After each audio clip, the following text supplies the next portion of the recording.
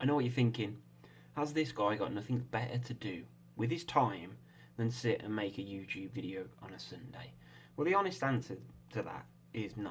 I have nothing better to do with my time.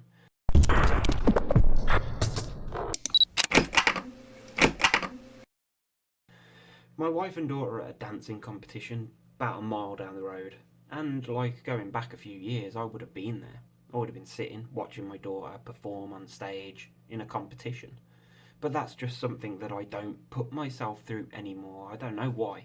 I've just lost that confidence in myself.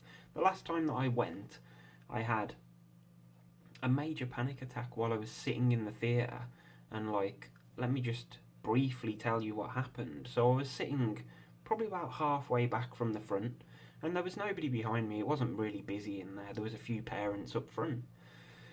But because you have to sit through like however many dancers there are in the category, so I think there was probably about 15. And my daughter danced, and that was lovely, and I was ready for it and anticipating it, and it filled me with pride.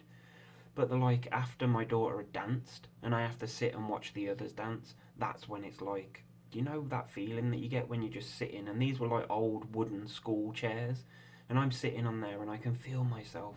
Probably I'm not swaying, but I can feel just that feeling where it just feels like motion.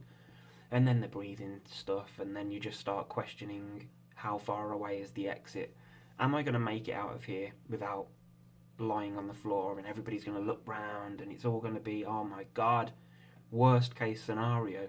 So I got up out of my chair midway through a performance and headed to the back, and I was sitting with my son, and I got to the doors of the theatre. They were right at the back, and they wouldn't open them because they won't let people in or out during performances, which is fair enough because that's somebody's child up there that's put in their heart and soul into a performance. Like, it's not fair to interrupt them by opening the doors and then crowds of people walking in.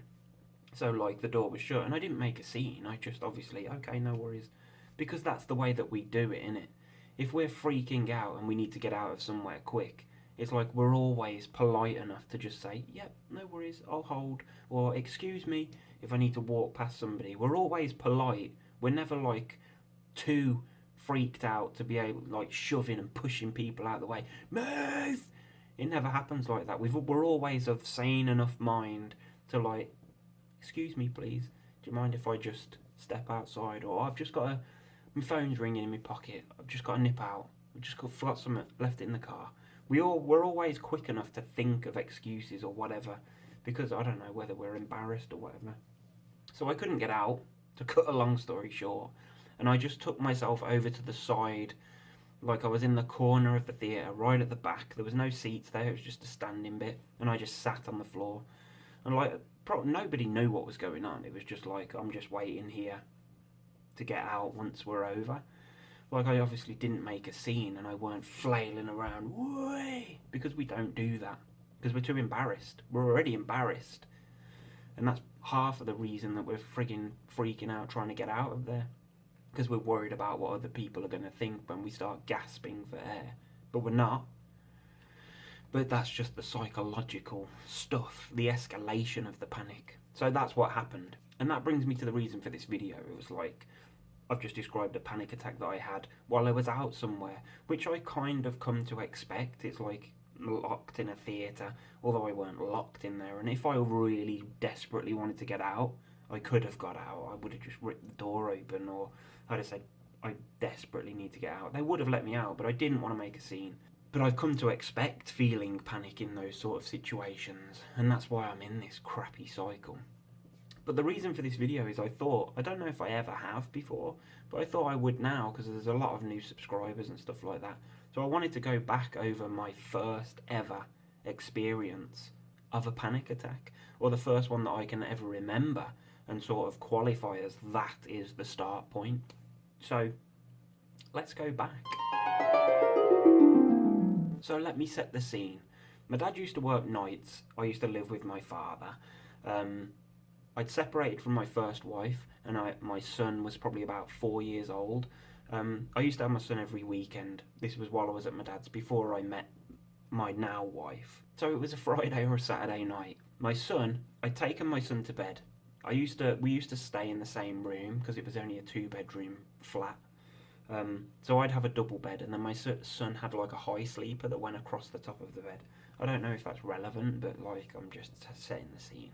So my son was in bed, he was asleep, and I'd gone downstairs, and I was playing on the old Xbox, and I think I was playing like a boxing game. I don't know whether that's relevant or not, but I was playing a boxing game. Now this is where there's possibly people out there that are going to say, "Well, surely it's your own fault. It's all your own fault." Let me tell you what I was doing. I was smoking weed. I was a big weed smoker when I was younger, from like late teens. No, tell a lie. From like 15, 16, I started smoking weed, and I'm not proud of it, and I don't condone it, and I honestly believe that it's contributed to the way that my life has sort of gone down that path. I'm not saying that that's the reason that I freaked out. I'm just saying that I don't think it's helped in the situation. I don't know whether I can get into trouble for this. I did it in the past. It's not true. I didn't used to smoke weed. I never did. I did. But I'm not proud of it. And this is just part of the story. But it's not a story, it's real life. I got this crazy, horrible sensation where shit just started feeling like, you know, in movies when you see somebody that's maybe been hit, and then stuff start like the knockout motion when you see it, and it's like wavy, but it's blurry, and it's like, whoa. And that's how I felt. And I was sitting looking at the TV, and just stuff started feeling really, really surreal, but weird, as if maybe my brain was starting to lose focus. I was unable to function. I just remember it being like maybe 99% visual in that first instant. Then it was like the dizziness started, and I just felt completely overwhelmed by this confusing feeling where my eyes just couldn't focus, and stuff was like this wavy stuff. Then I remember getting myself up out of my chair and just like, whoa. From that moment, obviously the heart starts racing, and you can feel it, because like, what is going on here? But I'm not really thinking. I don't know anything about panic or anxiety. I don't think I've even ever used the term. So I take myself into the kitchen, which is just the next room, and I can feel that I've like staggering. It's like, am I pissed, or is this, am I completely stoned out of my face? But it just didn't feel like, I've been stoned many, many times before that, and it had never felt like this before, man. So I went to the kitchen, turned the tap on, just ran the tap for a minute, and like splashing water on my face, trying to just wake myself up. Maybe is that what I need? Splash some water on my hair, my face, down my arms and stuff like that. Drink a big glass of water. Nothing. Just like more confusing feelings. It's still going on. Obviously there's now adrenaline flowing into my body as well, which is making me feel weak. It's making my arms, everything's tense at the same time as feeling weak. Explain that. My heart's racing. I'm starting to hyperventilate because I'm like, what the hell's going on? The vision's still all messed up. I went to the front door, opened the front door, went and like I'm saying this is how I just, yeah, there you go. But it's like clambering around from the front door handle, open it, go outside, hoping a bit of fresh air is going to help. It's going to snap me out of it. And then I'm looking out, like the street lights everywhere, and like I can just see trails of the street lights. I've still got this blurred vision. I'm still breathing heavy. I'm still feeling the heart rate banging. Like now the cold hair,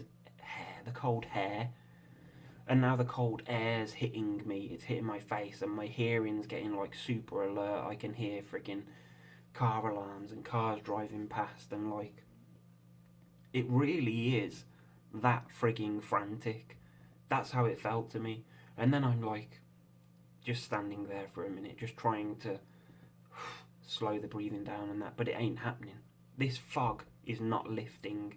So I went back in the house, clambered up the stairs, as if like I'm some kind of drunken idiot that can't put one foot in front of the other. Like, I mean, reaching for the carpeted stairs and just going up there slowly, but just like keeping my head still, because any movement's making me feel completely disorientated.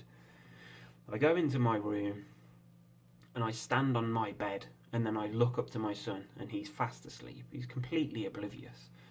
And like, I had genuinely thought at this moment that like this was it, and it's making me feel a bit edgy now because like nobody ever forgets their first proper panic attack. And I remember kissing my son on the forehead and just like he was asleep, kissing him on the forehead and just thinking to myself, this is it. This is the last time I'm going to see his little face. And like, he was only 4 at the time. This is it. I'm done. I did not know anything about anxiety or panic. I took myself to the bathroom, lay on the bathroom floor and called my dad and said, look Dad, you need to come home from work as quick as you can because I just can't move. I'm done.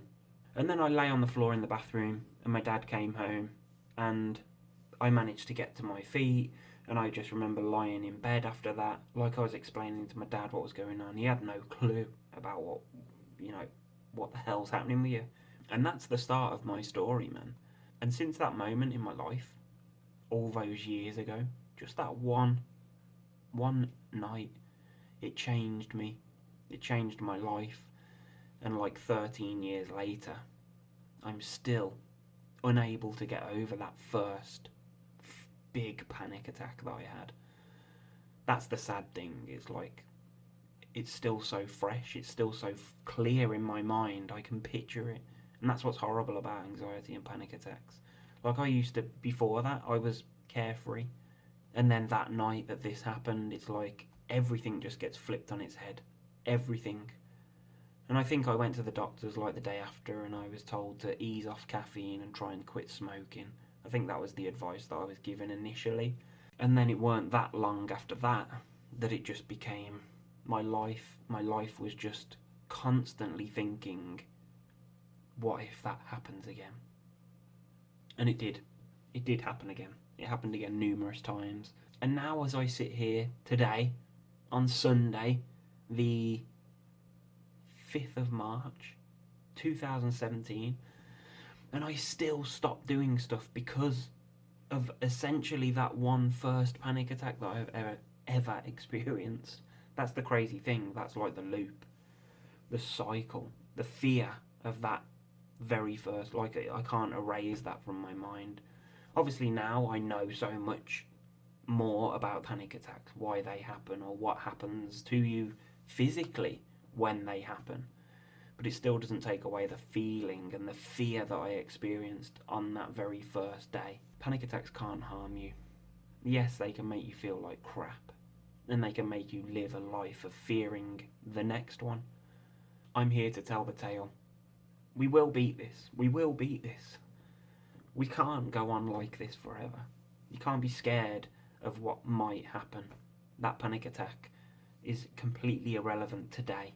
It doesn't matter. It's the past. Let's be now in the present. And as I sit here, I'm good. That's it. Stroll on.